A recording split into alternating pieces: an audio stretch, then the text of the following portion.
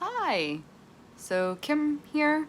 If you followed some of my other videos, you'll have known that about a month and a half ago, or a month and a couple weeks ago, I had multi-level ACDF surgery. So I had level C4 to C7 done. Somebody doesn't know how to drive in the rain. So yeah, if you followed my videos, you've seen my journey of highs and lows. And again, I'm only a month out. I have my collar off just to kind of like breathe for a second because I've had it on all day and I've been doing sessions all day talking. So I'm also drinking wine because I'm not on medication. So yeah, just a quick follow-up video just to say I'm doing okay. I got a new bed, so I'm sleeping better. This is my scar, not too bad. It's still healing. I have like a little bit of like a scab in that section, but overall doing better. I think the main thing that helped was getting control of my anxiety and recognizing what the healing recovery process was going to be like. I do see my doctor again next Friday, so that would be October 9th. And I think that's my 6 or 7 week follow-up appointment.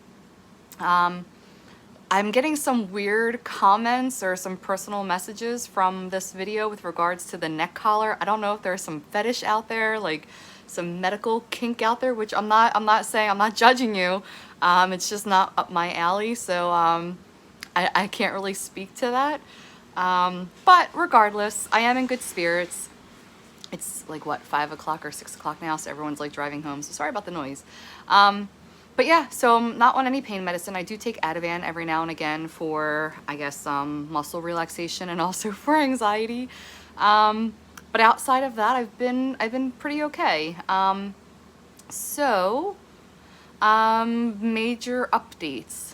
Not really anything major since that last video. Like I said, once I got control of my mind, that sounds kind of weird. But once I kind of really applied the cognitive restructuring techniques and the relaxation techniques, I feel like I've really done a lot better with regards to understanding this recovery process. Because like I said, the first week I was doing amazing. I was doing amazing. I think it's because I was just like la-di-da high on a lot of medications. And then as I was recovering, pain and stuff started happening. So, and I also did some stuff that I probably shouldn't have done, so a lot of guilt set in. But regardless, I think I'm healing fine. Not supposed to, but I notice like when I move a little bit more, I'm not really having as much pain. If I look down, like if I'm trying to like really look down, I stretch a little bit, that does hurt, so I'm not doing it. I'm still wearing my collar 23 hours a day. So I'm wearing my collar 23 hours a day.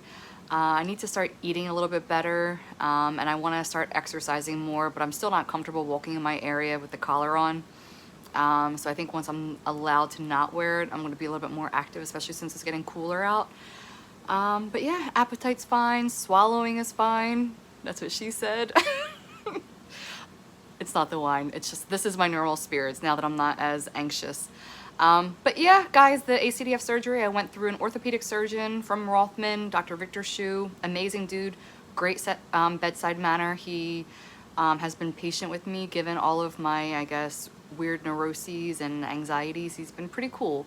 I've communicated with a few people that have also had the surgery. Some of you guys aren't doing so well and in some pain, so I feel bad about that. But others, some of you guys aren't even wearing collars, so I don't know how you're getting away with that. I would love to hear an explanation as to why some doctors say wear a collar and others say not to, especially with the same level, if not more, from what I had done. Yeah, so talking, swallowing, movement, everything is fine. I'm probably moving a little bit too much in terms of like the whole log rolling in and out of bed. I should put the wine down. Give me a second. Like they tell you how to like move, but some things just naturally feel okay. And I think that's when you're in tune with your body. Like I think I'm about ready to not be in my collar anymore. I think you just know. But outside of that, things are good. So if I can, you know, be an inspiration and continue doing some of these videos in different increments, maybe that'll help you decide whether or not to get the surgery. What was it? Yesterday and this morning, I did wake up from sleeping a full night through and having that numbness tingling on my left side on my fingers.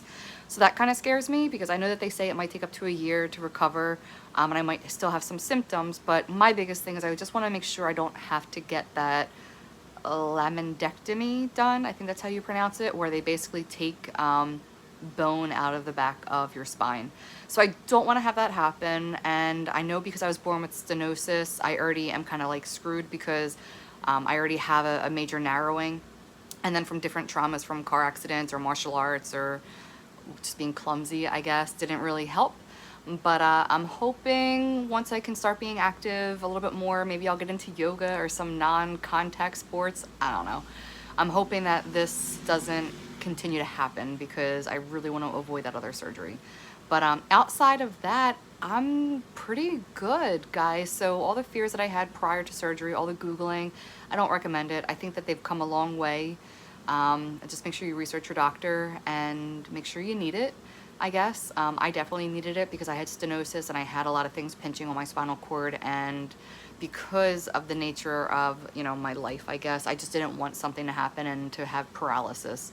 So it's not like I could wish my spine well and do some herbal stuff and have more space in my spinal column. So mine was pretty necessary. And I think the fact that I was younger and I got it taken care of, I'm hoping long term I end up being okay. But as promised, I'll keep you guys in the loop about what's going on. Like I said, I'm a little bit past 1 month, so I know it's still not longitudinally that long of a span of time, but given all of the horror stories that I heard from people about right after surgery, like what you were going to experience, I didn't really have. Mine was all just my anxiety and kind of creating almost some somatic kind of experiences. So I think the biggest thing is going to be once I'm out of the collar long term, how that motion is like and what the feelings and or pain are going to be like. And then once I do PT and kind of getting back into a normal lifestyle, I cannot wait to drive and vacuum. They're like my two favorite things. So yeah, so once that occurs, I will be sure to give you guys updates as to what the experience is like.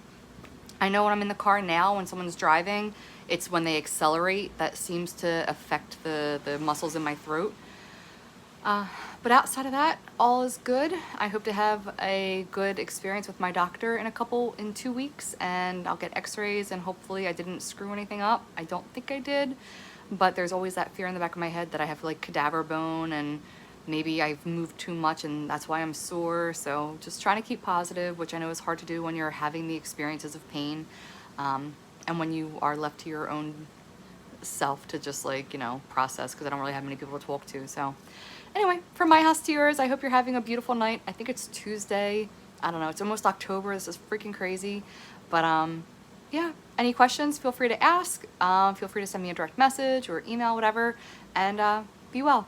Mwah. Talk to you soon.